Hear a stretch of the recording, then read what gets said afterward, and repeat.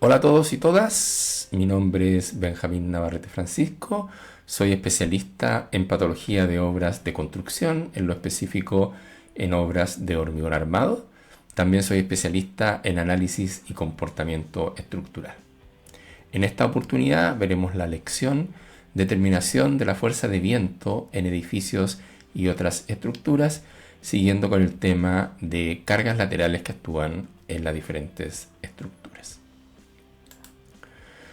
Para comenzar, veamos algunas definiciones antes de entrar de lleno en la norma que vamos a utilizar, para el cálculo, la que voy a explicar ahora. Es importante entender que el viento es un flujo de aire producto de la diferencia de presiones que surge del gradiente de temperatura entre masas de aire caliente y frío. También por la diferencia de presión atmosférica que existe en distintas partes del planeta y también debido a la rotación de la Tierra.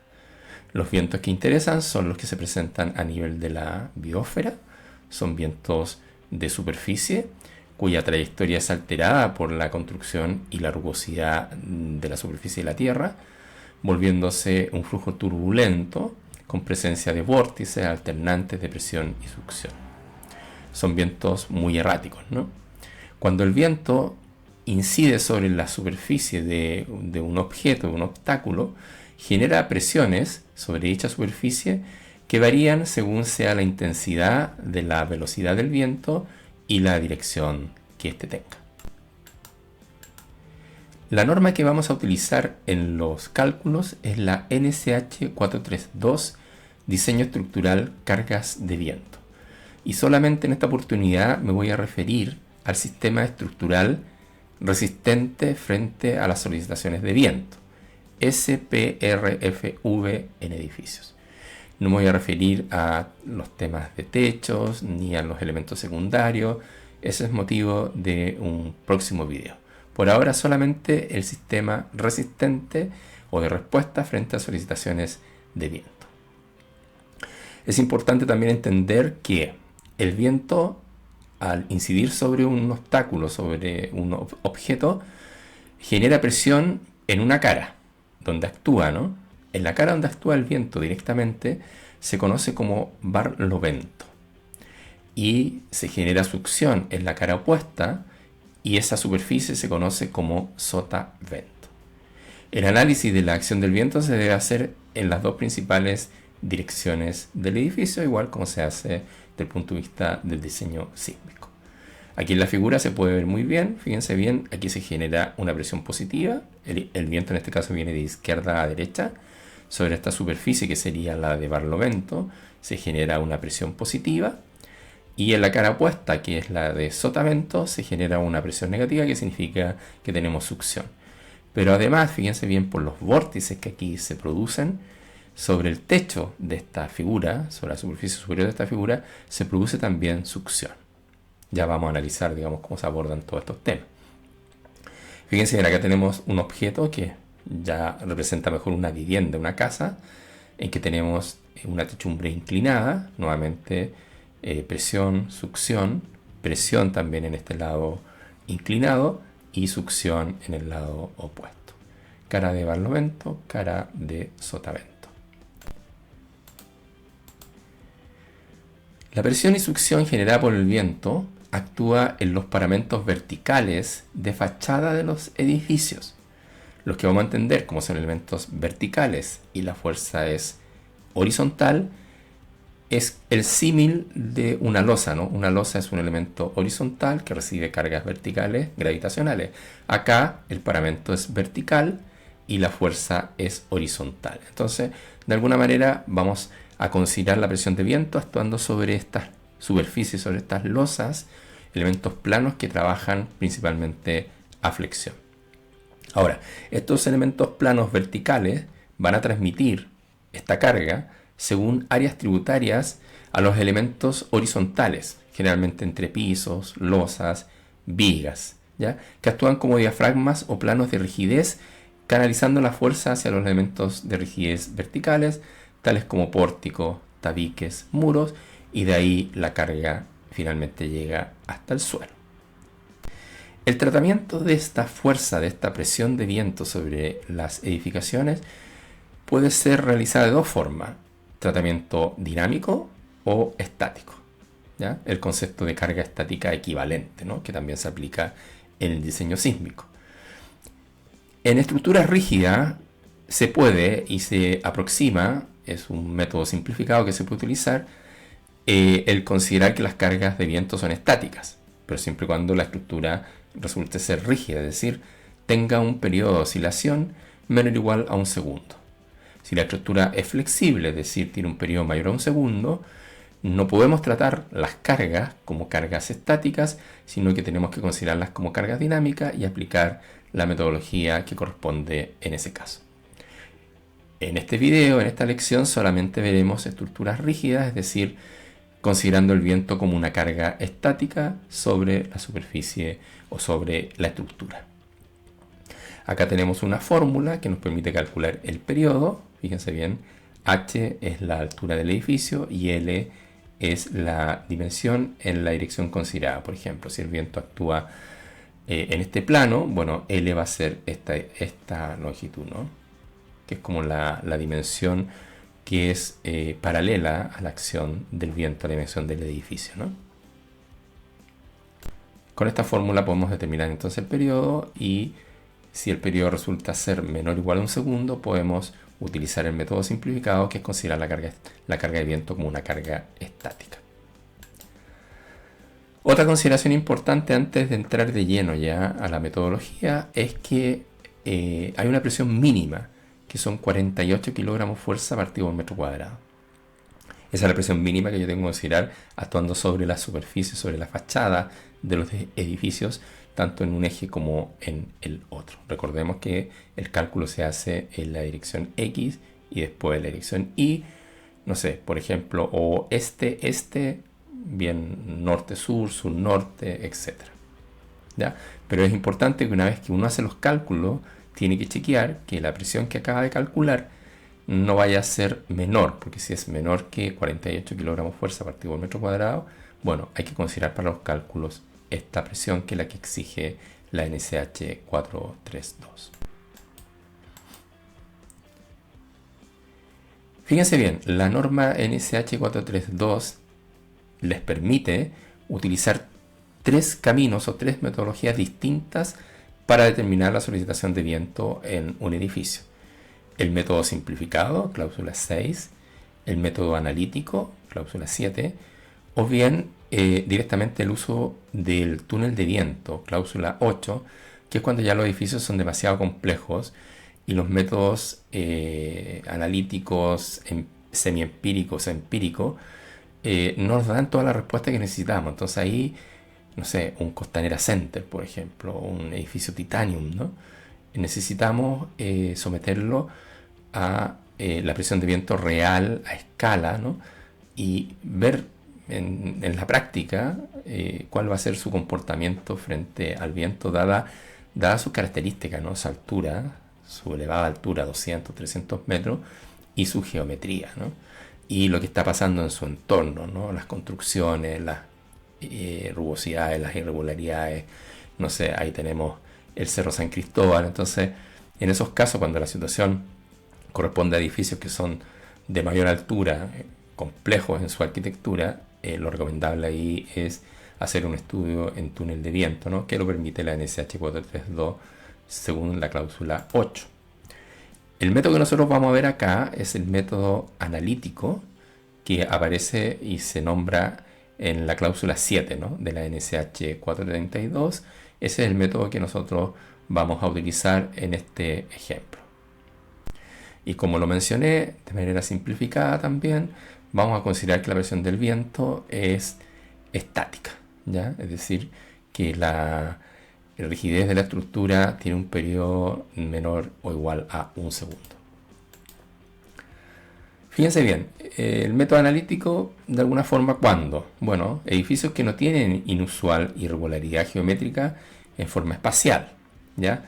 Y edificios que cumplen con las exigencias dinámicas y de localización, en que no se deban tener presente características especiales respecto de su comportamiento frente al viento. Eso lo menciona la norma 432 de alguna manera para guiarte respecto a si el método analítico de la cláusula 7 lo puedes o no lo puedes aplicar.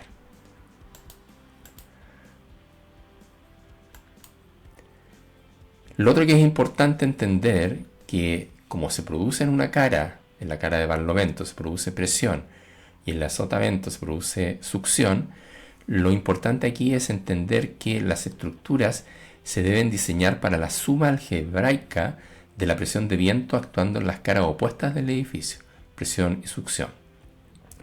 Por ejemplo, si esto es 5 y esto es menos 3, menos porque es succión, la presión total que está actuando sobre esta estructura sería 8. 5 más 3, 8, porque es la suma. Hay que sumar independiente del signo. El signo nos informa de que es succión y no presión en caso de ser negativo, ¿no? Pero a la hora de hacer los cálculos lo que tenemos que hacer es sumar en valor absoluto, ¿no? Tanto el valor de la presión, la magnitud de la presión, como la magnitud de la succión. Veamos algunas configuraciones que se pueden presentar, ¿no?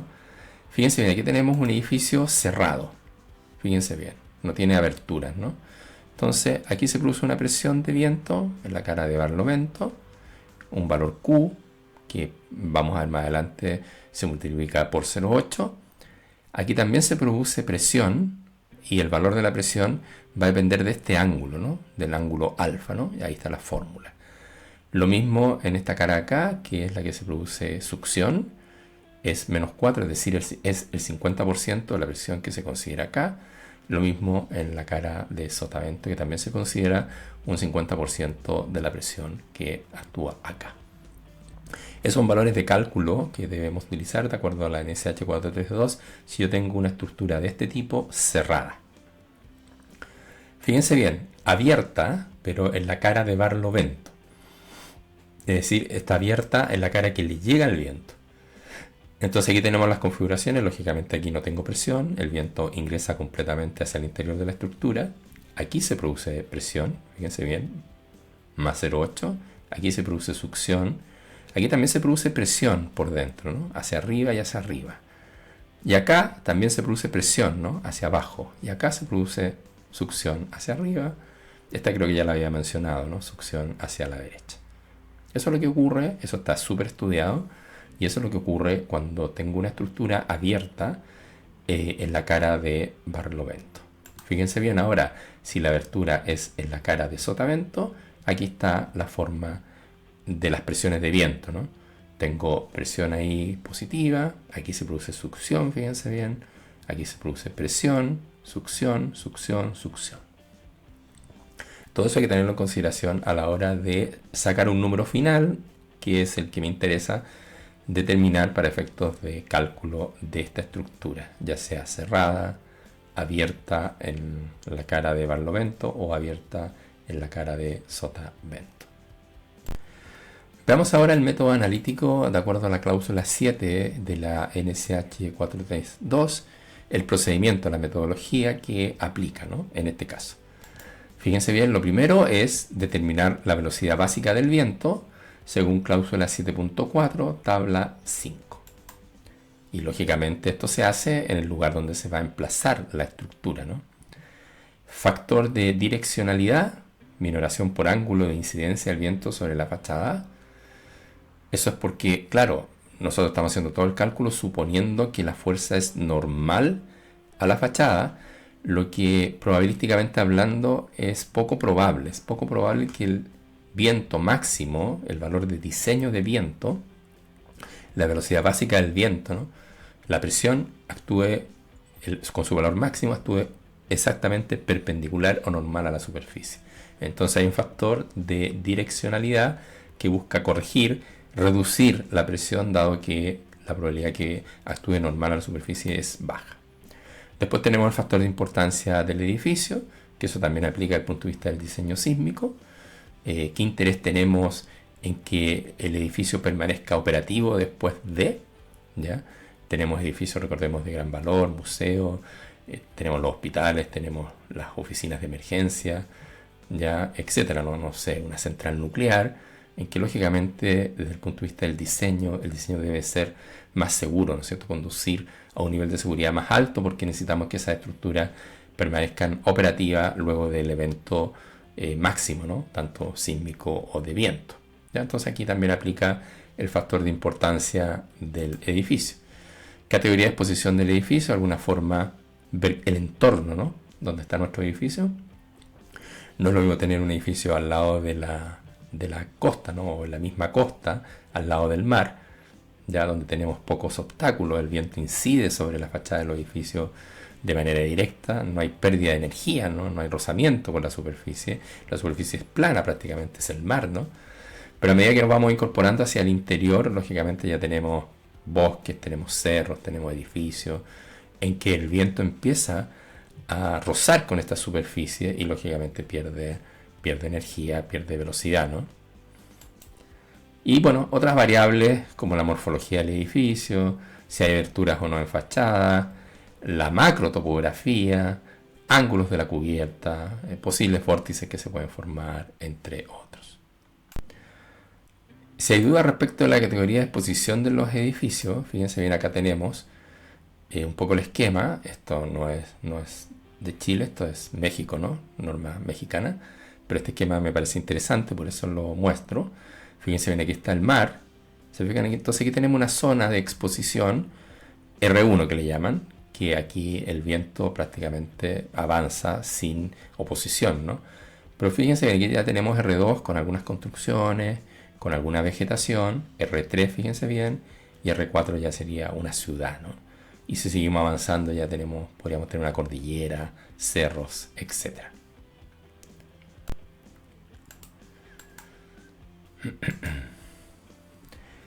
Bueno, hecha esta introducción, vamos de lleno a resolver un ejercicio de cálculo. Repito, es un ejercicio relativamente simple, estructuras bastante regulares, ¿ya?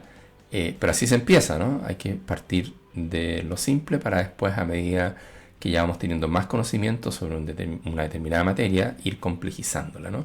Entonces vamos a resolver un ejercicio bastante simple de un edificio que está en la comuna de La Reina, en Santiago de Chile. Acá lo tenemos. Es un edificio de 4 pisos.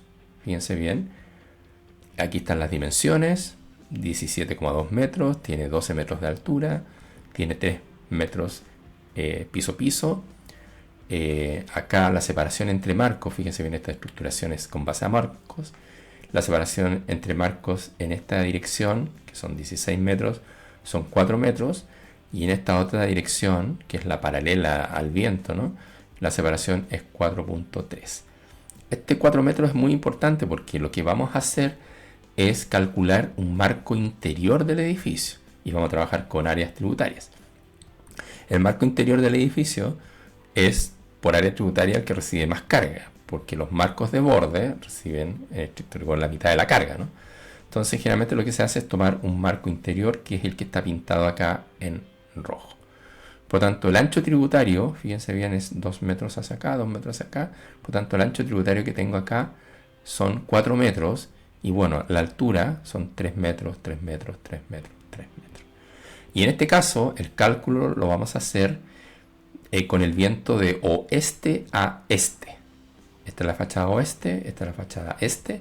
Por lo tanto, vamos a hacer el cálculo considerando que el viento viene de izquierda a derecha, es decir, de oeste a este. ¿Ya? Entonces ahí está la configuración y ese es el marco interior que nosotros vamos a calcular.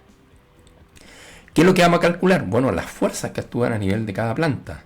F sub 0 a nivel del suelo, ¿no? F sub 1, losa-cielo del piso 1, hasta F4, que es la fuerza que actúa en la losa-cielo del piso 4. Estas fuerzas que están acá son las de presión. Esta es la cara de Barlovento. Y en la cara opuesta es la cara donde se va a producir succión. Y que voy a tener F sub 0', F sub 1 hasta F sub 4'. Lo que voy a hacer es determinar estas fuerzas, estas 10 fuerzas, y después lo que voy a hacer es sumarlas, ¿no? Para definitivamente considerar que en este edificio está estando una fuerza lateral acá arriba de tal valor, ¿no? Que va a ser F4 más F4'. ¿Ya? Eso es lo que vamos a hacer. Y vamos a llegar a determinar un conjunto de fuerzas estáticas equivalentes que actúan acá arriba, en cada una de las plantas, de alguna manera muy similar a lo que se hace desde el punto de vista del diseño sísmico.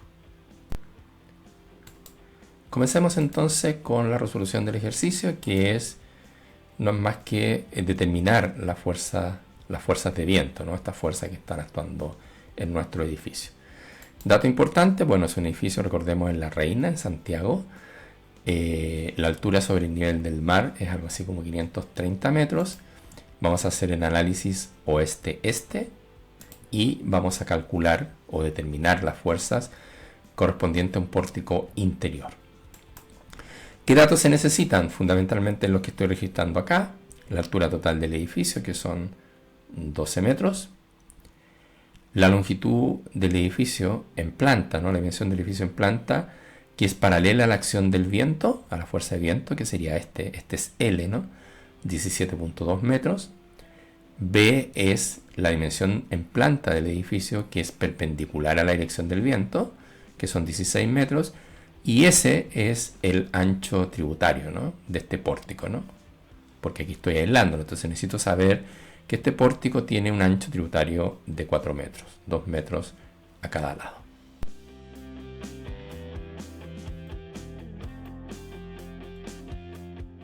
Veamos ahora la metodología para calcular la fuerza de viento. El primer paso es calcular la presión dinámica a una altura z respecto del nivel del terreno. Así se parte, de acuerdo a la metodología de la NSH 432, es decir, presión dinámica F sub 0, F1, F2, F3, F4. Eso es lo que vamos a ver ahora cómo se hace este cálculo. Acá está la fórmula para calcular la presión dinámica a una altura que va a depender de K sub Z. K sub Z es el valor o es la variable, el parámetro que tiene que ver con el piso en que nos encontramos. Entonces lo que tenemos que hacer es calcular Q sub Z y dejar Q sub Z en función de K sub Z. Porque todo esto es independiente del número de pisos que yo tenga, la altura respecto al nivel basal. Por lo tanto aquí vamos a llegar a un número que va a multiplicar finalmente K sub Z, que es lo que ando buscando, ¿no? Y después voy a determinar K sub Z para cada nivel y ahí voy a poder determinar la presión dinámica que se produce en cada nivel, tanto en la cara de Barlovento como en la cara de Barlovento. Lo primero entonces en esta fórmula es la velocidad básica del viento, V o V, tabla 5 de la NSH 432. Recordemos, estamos en La Reina, en Santiago, acá está la tabla 5 y fíjense bien, acá está la Reina. Latitud, longitud y la velocidad del viento, básica del viento, en metros partido por segundo es 22,4. Es el primer valor que nosotros tenemos para calcular la presión dinámica, que es la velocidad básica del viento según la tabla 5 de la NSH 432. El segundo es K sub D, que es el factor de direccionalidad, que se obtiene de la tabla 7. Fíjense bien, está la tabla 7, NSH 432, y en edificios, para el sistema resistente de fuerzas de viento, que es lo que estamos analizando en esta lección, el K sub D es 0,85. ¿Se fijan? Se reduce en un 15% la presión del viento, considerando que la probabilidad de que el viento actúe normal a la superficie es baja, ¿ya? Ese es el factor de direccionalidad, 0,85. Después, el coeficiente de importancia, ¿ya? Factor de importancia o coeficiente de importancia, tabla 8. Fíjense bien, aquí están los valores, pero hay que saber en qué categoría me encuentro. Para eso tengo que ir a la NSH 3171 y la tabla 1 me habla de edificios y otras estructuras destinadas a la habitación privada. Categoría 2.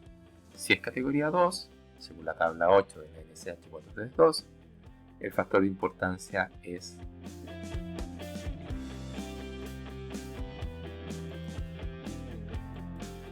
casus ZT.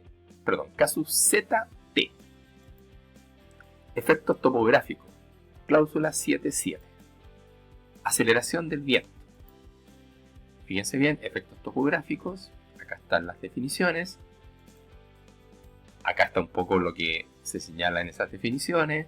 Fíjense bien, estamos hablando más bien de la macrotopografía. Fíjense bien si el edificio está en una zona horizontal, si el edificio se ubica sobre una loma, un escarpe, ¿no? Fíjense bien si después eso sigue horizontal hacia la derecha, si es una cima en una colina, por la colina baja, ¿no? Y nuestro edificio está ahí arriba, o bien si nuestro edificio está detrás de esta colina. ¿Ya? Entonces, en función de toda esta información y la tabla que mostré anteriormente, esta que aparece acá, ¿ya? Se debe determinar el valor de K sub ZT, que tiene que ver con los efectos topográficos y cómo se modifica la velocidad básica del viento, dado esta macrotopografía que se puede presentar en el sector. En nuestro caso, nuestro edificio se encuentra en una zona plana, está en la ciudad, en La Reina. Estamos considerando, digamos, que no tenemos el edificio sobre colinas, o hay colinas delante de él, ¿no? Por lo tanto, en nuestro caso, ZT es 1. Ahí lo que sugiero es que miren la norma y vean si para un caso en particular, que ustedes más adelante pueden estar analizando, si ZT tiene otro valor, ¿ya? Para nosotros, que es zona urbana, ¿no? Ciudad, el caso ZT es... Tenemos toda la información, entonces reemplacemos. Tenemos que Q sub Z, que es la presión dinámica a una altura Z, sería 0,613, que parte de la fórmula, la velocidad, que es 22,4 metros partido por segundo, el factor de direccionalidad 0,85, coeficiente de importancia, factor de macrotopografía y K sub Z, que depende de cada piso respecto al nivel de terreno. Reemplazando, tenemos entonces que Q sub Z es 261,4 por K sub Z. Ahora, para determinar el valor de K sub Z que tenemos, ¿no es cierto?, a nivel de cada planta, en función de relación con el nivel de terreno, lo primero que tenemos que hacer es, antes de determinar K sub Z, es determinar la categoría de exposición del edificio, si es B, C o D. Y previo a ello, necesito saber la categoría de rugosidad del edificio. ¿Ya? Es como un poquito engorroso, pero es así. Entonces, lo primero que tengo que hacer para determinar la categoría de exposición es determinar la categoría de rugosidad de la superficie, que es la cláusula 7.63 de la NSH 432. Fíjense bien, rugosidad tipo B. Áreas urbanas o suburbanas, áreas arboladas u otros terrenos con numerosos obstáculos poco espaciados de tamaño similar a una vivienda unifamiliar o mayor. Claramente nuestro edificio está en un área urbana y cumple con estas condiciones. Por lo tanto, la rugosidad, la categoría de rugosidad de nuestro edificio, donde se ubica nuestro edificio, es tipo B. Categoría de exposición 764, cláusula 764 de la NSH 432. Fíjense bien, exposición B. La exposición B debe ser aplicada en donde prevalezcan las condiciones de rugosidad tipo B, en dirección del barlovento, etcétera, etcétera. Por lo tanto, nuestro edificio clasifica con exposición del tipo B. Puedes leer, seguir leyendo, leer la exposición tipo C, exposición tipo D, para encasillar como corresponde tu edificio según sea la información que corresponda, ¿no? En nuestro caso, rápidamente, como ya había clasificado en rugosidad tipo B, bueno, donde prevalecen esas condiciones es exposición tipo B. Entonces, fíjense bien, el K sub Z, tabla número 9, coeficiente de exposición de la distribución de velocidades, K sub H y K sub Z. Nosotros lo que nos interesa en este caso es K sub Z. Entonces, fíjense bien, tenemos grado de exposición B, C, D, nosotros somos B, pero no sabemos si estamos en el caso 1 o en el caso 2. Fíjense bien, caso 2, todos los sistemas resistentes a fuerza de viento, excepto en construcciones de baja altura, diseñadas usando una determinada figura de la norma que nosotros no hemos utilizado, y el sistema resistente en otras estructuras. Por lo tanto, en nuestro caso, estamos en el caso 2. Fíjense bien ahora, si estamos en el caso 2 y tenemos las alturas de nuestro edificio, 0, 3, 6, 9, 12, vamos obteniendo los diferentes valores. Fíjense bien, para el nivel 0, ¿no es cierto?, es 0,57. Para el nivel de 3 metros, también es 0,57. Para los 6 metros, ya es 0,62. Para los 9 metros, es 0,7. Y para los 12 metros, es 0,76. Alguien podría decir aquí lo lógico sería interpolar. Sí, entendiendo que esto tiene un comportamiento lineal, podríamos hacer una interpolación lineal y aproximar un poco más estos valores, ¿ya? Pero en general se hace como lo estoy haciendo yo, digamos. O sea, se asume aproximadamente el valor de caso 5.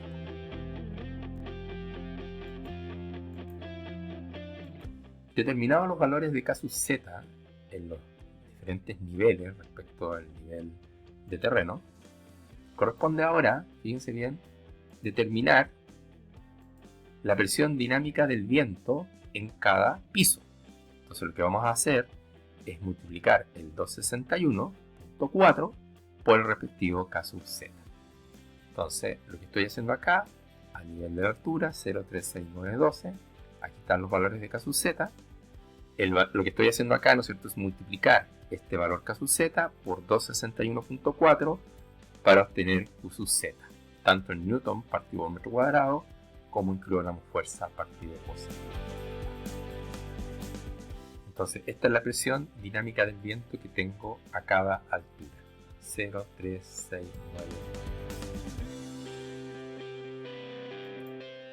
A partir de los valores de Q sub Z, que es la presión dinámica del viento a cada nivel, lo que voy a hacer ahora es calcular la presión de viento de diseño, es decir, la presión de viento definitiva, ¿no?, que es la que me interesa. Pero tenía primero que pasar por calcular la presión dinámica del viento. ¿Cómo se calcula la presión de diseño de viento? Con esta fórmula que tenemos acá. Q sub Z, que es la presión de viento de diseño en la altura Z, ¿no?, responde a esta ecuación que está acá. Vamos viendo. Lo primero, ¿no es cierto?, es Q sub Z, que Q sub Z ya lo tenemos calculado. Lo que sigue es G, factor de ráfaga, cláusula 7.8, NSH 432. Para estructuras rígidas, el factor de ráfaga que se utiliza es 0.85. ¿Y por qué nosotros consideramos que nuestro edificio es rígido?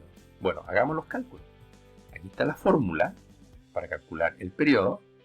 La altura es 12, el largo L es 17.2, nuevamente la altura es 12, 17.2 más 12 nos da 0.15. Es decir, el periodo de oscilación de nuestro edificio, calculado con esta fórmula, nos da 0.15, que es menor a un segundo, por lo tanto el edificio clasifica como una estructura rígida.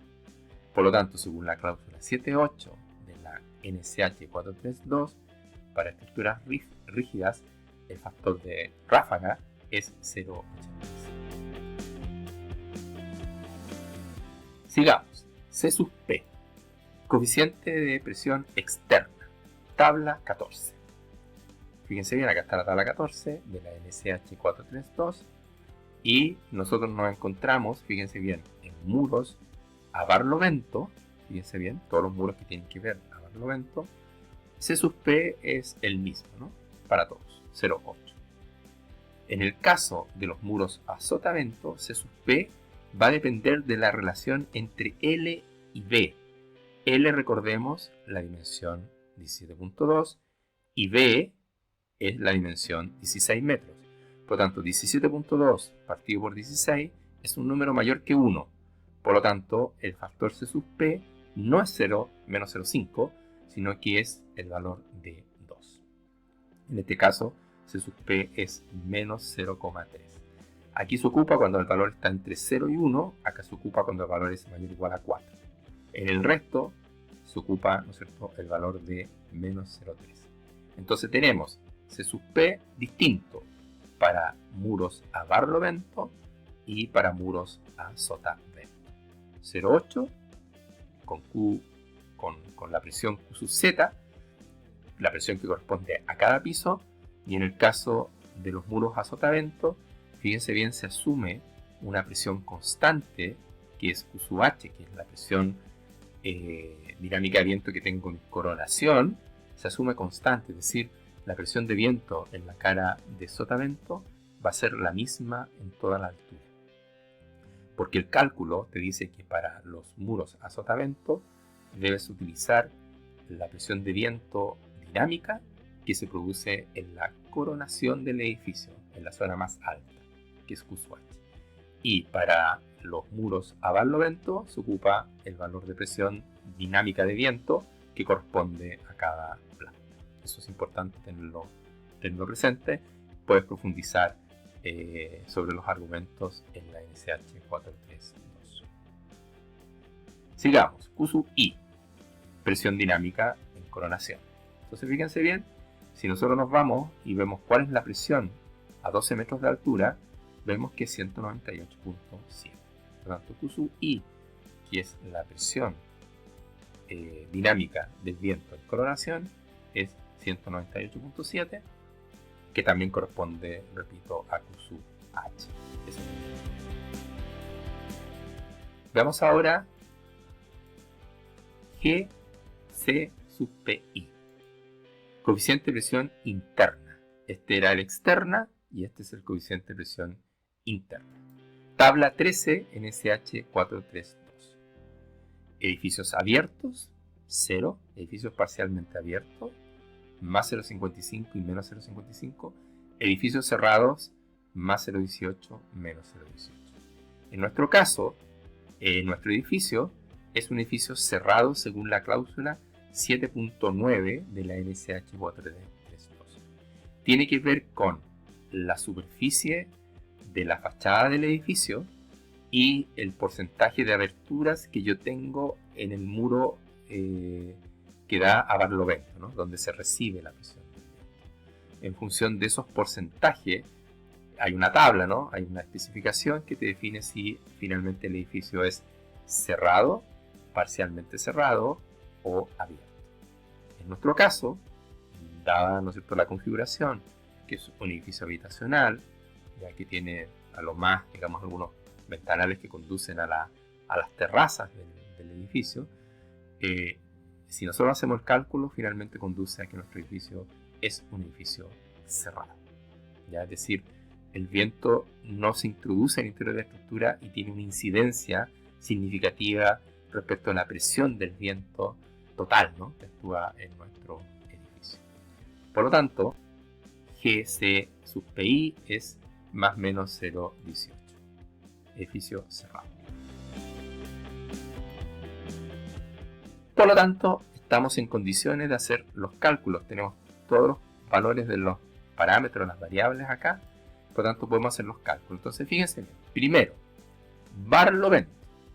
Aquí está la altura. Aquí está el valor de K sub Z. Está acá, ¿no? Lo estoy traspasando. Aquí está. Aquí está la presión de viento que yo calculé en cada uno de los niveles. Newton partido por metro cuadrado. Acá está. Entonces fíjense bien, aquí está K sub Z. Y aquí está Q sub Z, que es este, ¿no? Q sub Z, que está ahí.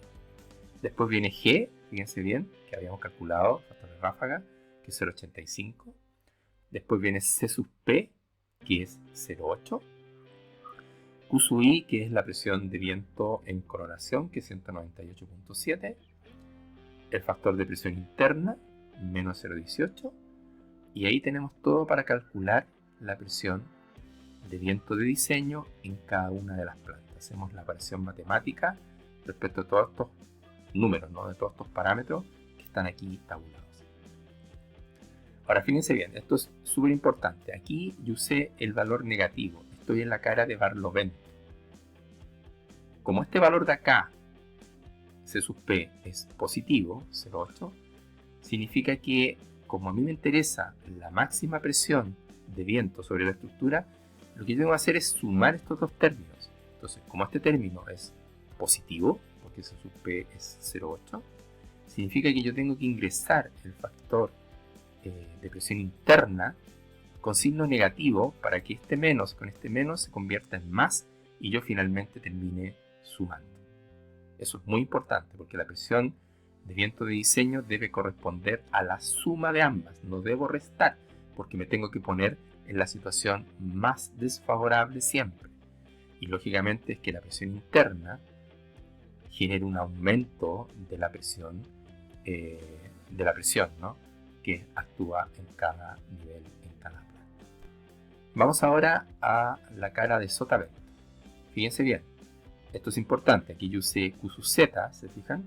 Pero acá se ocupa Q sub H, que es la presión dinámica de viento en coronación. Aquí está pasado nuevamente los datos, esto va a ser el mismo. Pero fíjense bien, para la cara de sotavento, C sub P es menos 0,3.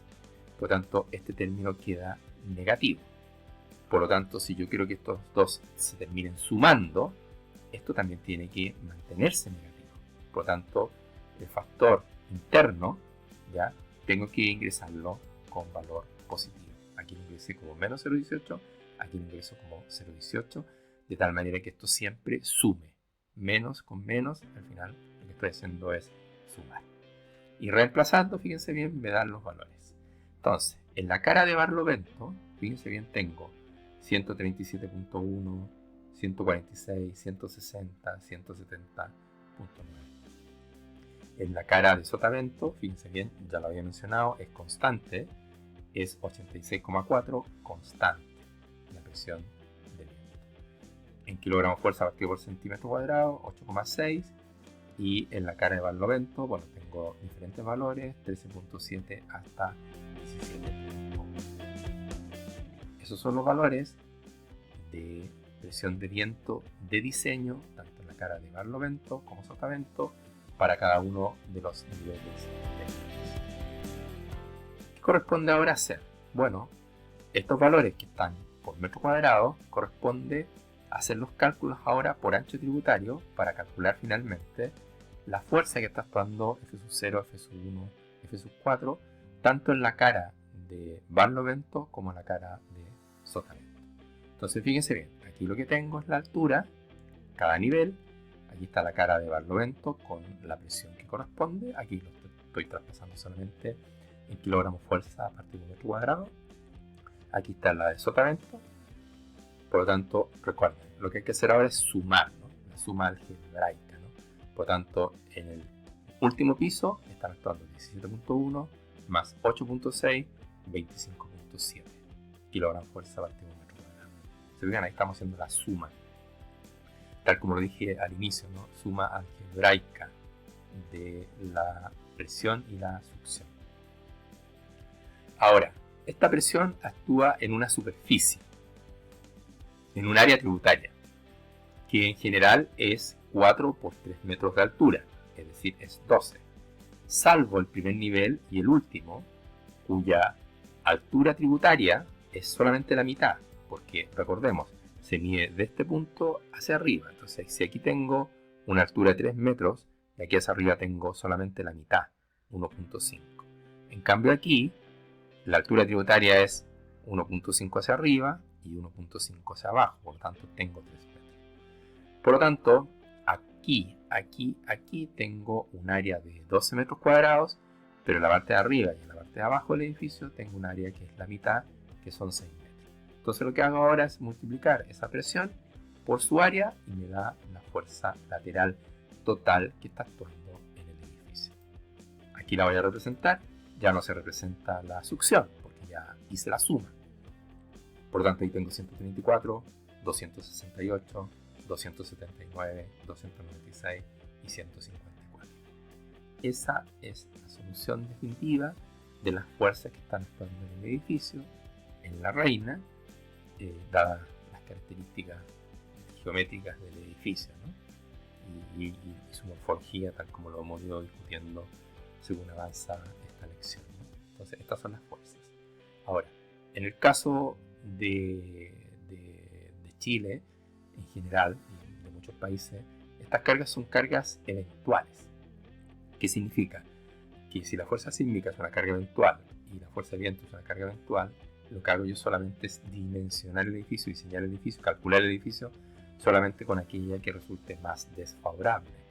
En ningún caso la suma, porque la probabilidad de que el viento con su valor máximo está estando en el mismo instante que actúa el sismo de diseño con su valor máximo tiende a cero, ¿no? Por lo tanto, lo que se hace es solamente dimensionar el edificio para la fuerza lateral que resulte más desfavorable, sea viento o sea sismo. Por lo tanto, este cálculo siempre hay que hacerlo, ¿no? Hay que hacer el de viento, que es este, ¿no? Y hay que hacer el de sísmico, ¿no? En la solidarización sísmica, y finalmente quedarse con el mayor de los dos valores, ¿no? Para efectos de cálculo del edificio. Ahora bien, aquí nos debería llamar la atención lo siguiente.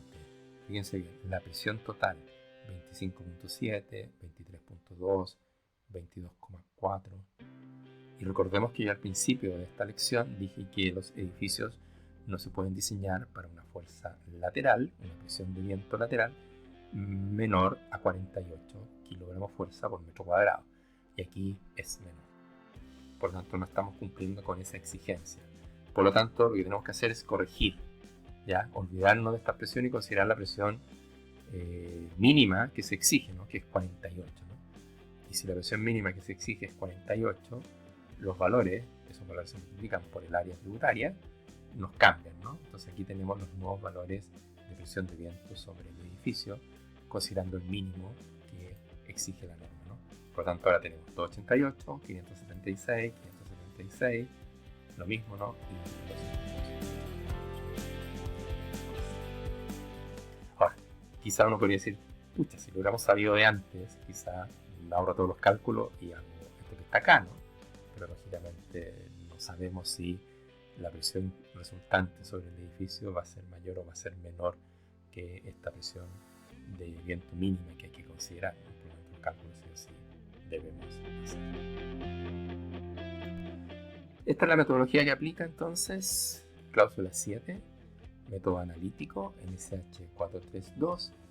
Es muy interesante que tú revises esta norma y lógicamente los distintos edificios pueden tener otras características que conduzcan a otros valores y quizás te saquen un poco del análisis que acabamos de hacer y el análisis que tengas que hacer sea un poco más complejo, sea un poco más difícil, ¿no? Pero bueno, está la norma de NSH 432 que tú puedes consultar para manejarte muy bien en lo que es el cálculo de la solidarización sísmica.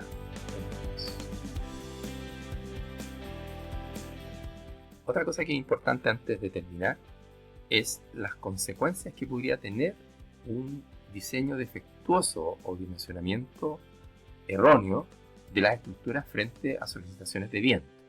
¿Qué cosas podrían pasar si la pega no se hace bien? Podemos tener una deformabilidad excesiva de la estructura, es decir, oscilaciones, desplazamientos mayores que los admisibles, con consecuencias sobre los elementos y componentes no estructurales y sobre el confort de las personas que habitan esa estructura, ¿no? Podríamos tener eventualmente una pérdida de estabilidad. Fíjense bien el viento que está generando una fuerza lateral, una fuerza volcante, ¿no? Que podría, si está mal hecho el cálculo, ¿no? Podría generar una pérdida de estabilidad del edificio. Bueno, fatiga de materiales, ¿no? Estos son cargas dinámicas que están presentes, actúan, no actúan, son ciclos repetitivos, ¿no? En el tiempo, ¿no? Podríamos tener falla de los materiales por fatiga, ¿no? Rotura de elementos estructurales, lógicamente, rotura o caída de elementos y componentes no estructurales, bueno, voladura de techos, si los techos están bien anclados, ¿no?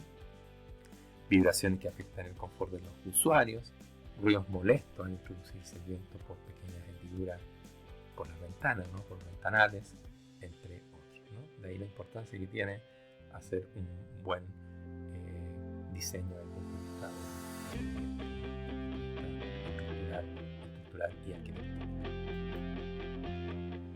Realicemos una síntesis. En este video has aprendido a determinar la fuerza de viento que debe considerarse en el diseño de estructuras, en lo particular en edificios que cumplen ciertos criterios que permiten aplicar el método analítico definido en la plataforma. Corresponde ahora que ejercites estos contenidos a través de otros ejemplos de dimensionamiento que están disponibles en la página bnacademia.com. Es importante mencionar que los contenidos de este video tienen como objetivo complementar la formación universitaria, especialmente de estudiantes de las carreras de arquitectura y construcción, y en ningún caso buscan reemplazar o sustituir la formación recibida en su carrera y menos habilitarlos para el desempeño profesional. Muchísimas gracias.